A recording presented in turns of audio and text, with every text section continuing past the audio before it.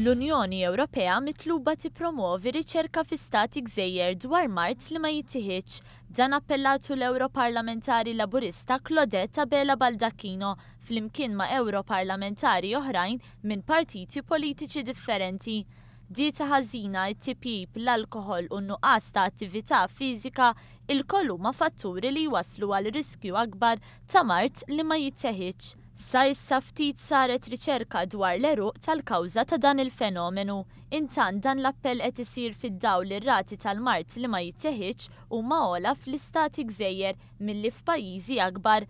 Dan it-tip ta' mart jinkludi d-diabete, il-kanċer, mart kardiovaskulari u anke mart respiratorju.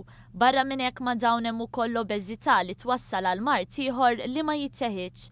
Għaldaqstant l-Europarlamentari appellaw għal aktar riċerka biex ikunu identifikati l-fatturi soċjo-ekonomiċi, kulturali u ġenetiċi li jistgħu jikkawżaw rati ogħla ta' mart li ma jittieħedx u biex isir valutazzjoni tal-impatt effettiv fuq is-saħħa partikolarment fi stati gżejjer bħalma hija Malta.